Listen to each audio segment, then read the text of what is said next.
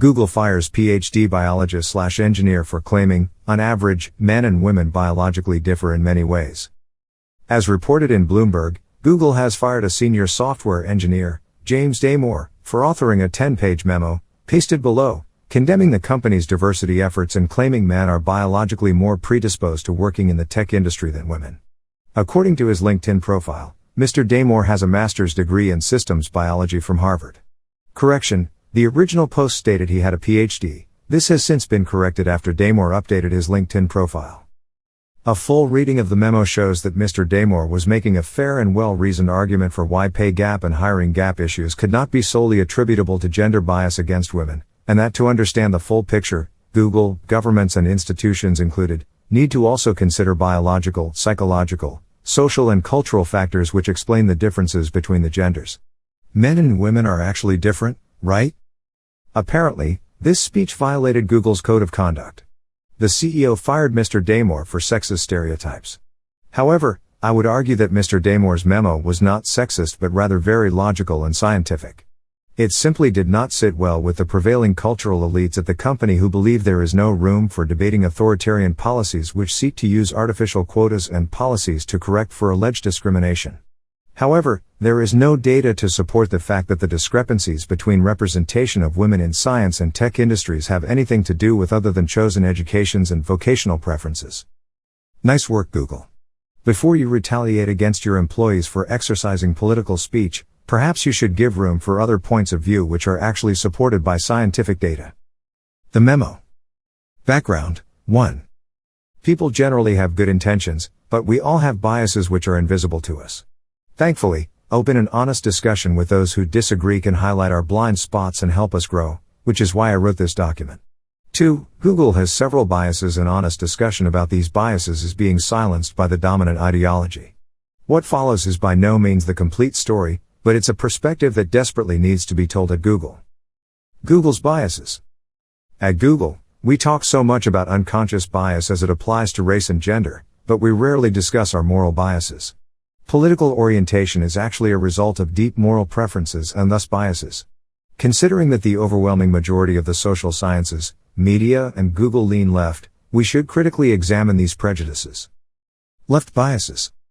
Compassion for the weak. Disparities are due to injustices. Humans are inherently cooperative. Change is good, unstable.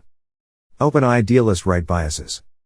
Respect for the strong/authority. Disparities are natural and just. Humans are inherently competitive. Change is dangerous, stable, closed pragmatic. Neither side is 100% correct and both viewpoints are necessary for a functioning society or, in this case, company. A company too far to the right may be slow to react, overly hierarchical, and untrusting of others. In contrast, a company too far to the left will constantly be changing, deprecating much-loved services, over-diversify its interests, ignoring or being ashamed of its core business, and overly trust its employees and competitors.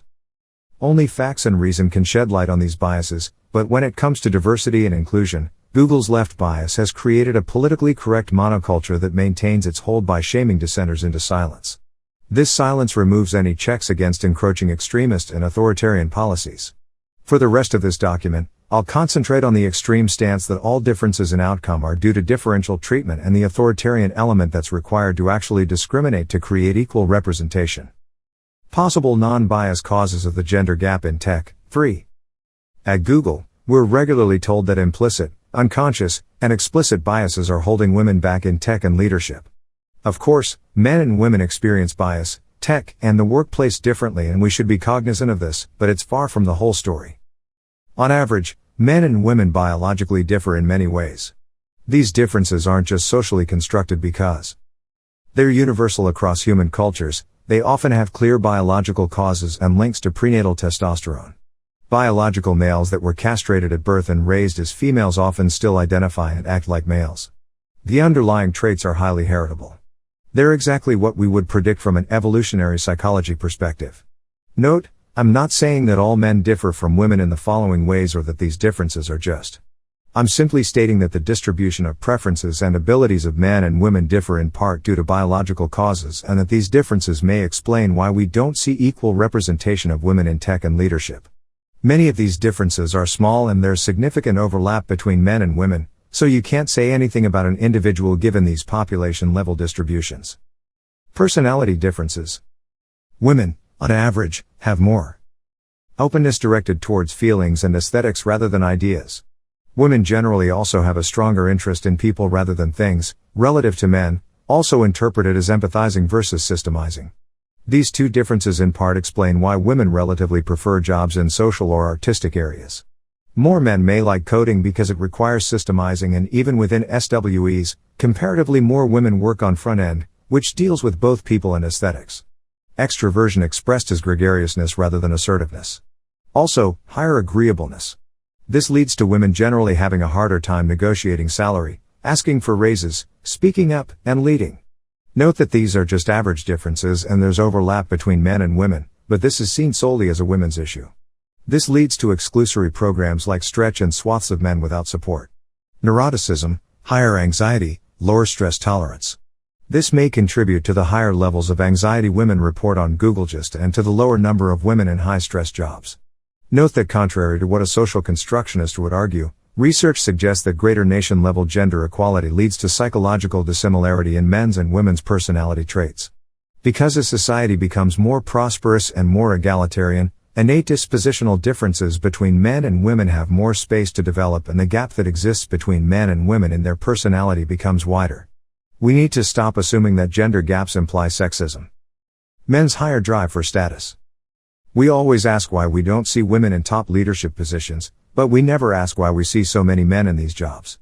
These positions often require long, stressful hours that may not be worth it if you want a balanced and fulfilling life. Status is the primary metric that men are judged on, pushing many men into these higher paying, less satisfying jobs for the status that they entail.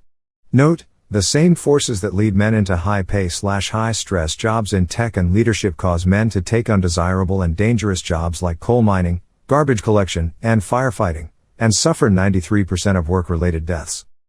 Non-discriminatory ways to reduce the gender gap. Below I'll go over some of the differences in distribution of traits between men and women that I outlined in the previous section and suggest ways to address them to increase women's representation in tech, and without resorting to discrimination. Google is already making strides in many of these areas, but I think it's still instructive to list them. Women on average show a higher interest in people, and men in things.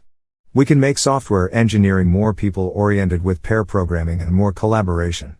Unfortunately, there may be limits to how people-oriented certain roles in Google can be, and we shouldn't deceive ourselves or students into thinking otherwise. Some of our programs to get female students into coding might be doing this. Women on average are more cooperative, allow those exhibiting cooperative behavior to thrive. Recent updates to perf may be doing this to an extent, but maybe there's more we can do. This doesn't mean that we should remove all competitiveness from Google. Competitiveness and self-reliance can be valuable traits, and we shouldn't necessarily disadvantage those that have them, like what's been done in education. Women on average are more prone to anxiety. Make tech and leadership less stressful. Google already partly does this with its many stress reduction courses and benefits. Women on average look for more work-life balance while men have a higher drive for status on average. Unfortunately, as long as tech and leadership remain high-status lucrative careers, men may disproportionately want to be in them. Allowing and truly endorsing, as part of our culture, part-time work though can keep more women in tech. The male gender role is currently inflexible. Feminism has made great progress in freeing women from the female gender role, but men are still very much tied to the male gender role. If we, as a society, allow men to be more feminine, then the gender gap will shrink, although probably because men will leave tech and leadership for traditionally feminine roles. Philosophically, I don't think we should do arbitrary social engineering of tech just to make it appealing to equal portions of both men and women. For each of these changes, we need principal reasons for why it helps Google. That is, we should be optimizing for Google, with Google's diversity being a component of that.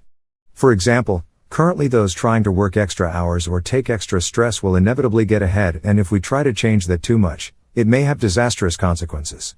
Also, when considering the costs and benefits, we should keep in mind that Google's funding is finite, so its allocation is more zero-sum than is generally acknowledged. The harm of Google's biases. I strongly believe in gender and racial diversity, and I think we should strive for more. However, to achieve a more equal gender and race representation, Google has created several discriminatory practices. Programs, mentoring, and classes only for people with a certain gender or race. 5. A high priority queue and special treatment for diversity candidates, hiring practices which can effectively lower the bar for diversity candidates by decreasing the false negative rate. Reconsidering any set of people if it's not diverse enough, but not showing that same scrutiny in the reverse direction, clear confirmation bias. Setting org-level OKRs for increased representation which can incentivize illegal discrimination.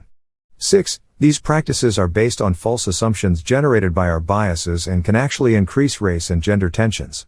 We're told by senior leadership that what we're doing is both the morally and economically correct thing to do, but without evidence this is just veiled left ideology. 7. That can irreparably harm Google.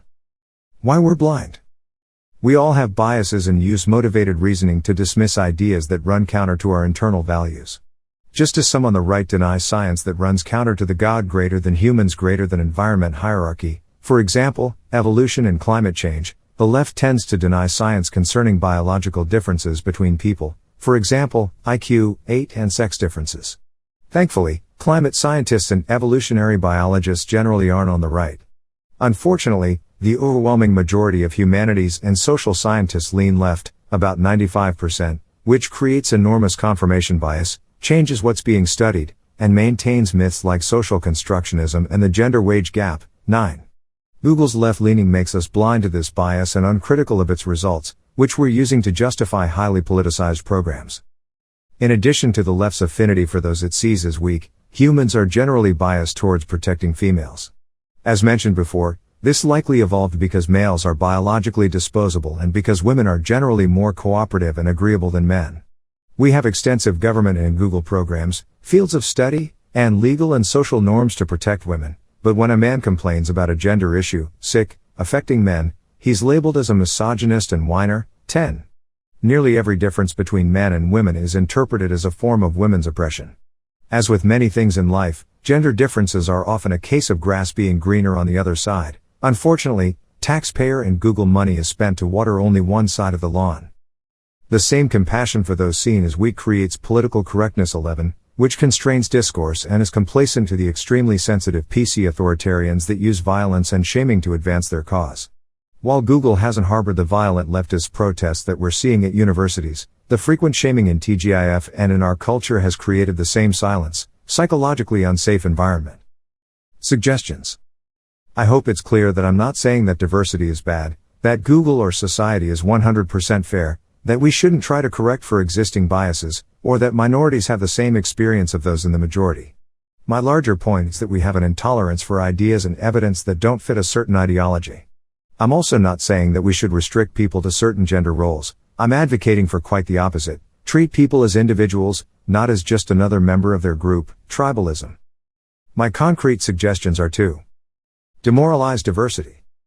As soon as we start to moralize an issue, we stop thinking about it in terms of costs and benefits, dismiss anyone that disagrees as immoral, and harshly punish those we see as villains to protect the victims. Stop alienating conservatives. Viewpoint diversity is arguably the most important type of diversity, and political orientation is one of the most fundamental and significant ways in which people view things differently. In highly progressive environments, conservatives are a minority that feel like they need to stay in the closet to avoid open hostility. We should empower those with different ideologies to be able to express themselves. Alienating conservatives is both non-inclusive and generally bad business because conservatives tend to be higher in conscientiousness, which is required for much of the drudgery and maintenance work characteristic of a mature company. Confront Google's biases. I've mostly concentrated on how our biases cloud our thinking about diversity and inclusion, but our moral biases are farther reaching than that. I would start by breaking down Google's scores by political orientation and personality to give a fuller picture into how our biases are affecting our culture. Stop restricting programs and classes to certain genders or races. These discriminatory practices are both unfair and divisive. Instead, focus on some of the non-discriminatory practices I outlined. Have an open and honest discussion about the costs and benefits of our diversity programs. Discriminating just to increase the representation of women in tech is as misguided and biased as mandating increases for women's representation in the homeless, work-related and violent deaths, prisons, and school dropouts. There's currently very little transparency into the extent of our diversity programs, which keeps it immune to criticism from those outside its ideological echo chamber.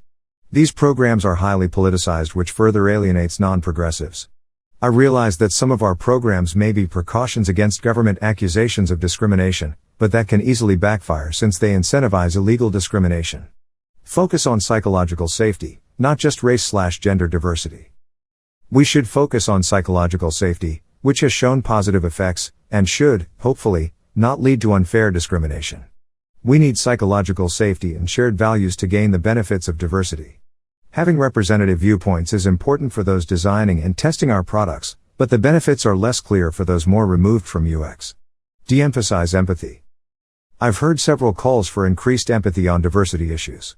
While I strongly support trying to understand how and why people think the way they do, relying on effective empathy, feeling another's pain, causes us to focus on anecdotes, favor individuals similar to us, and harbor other irrational and dangerous biases. Being emotionally unengaged helps us better reason about the facts. Prioritize intention.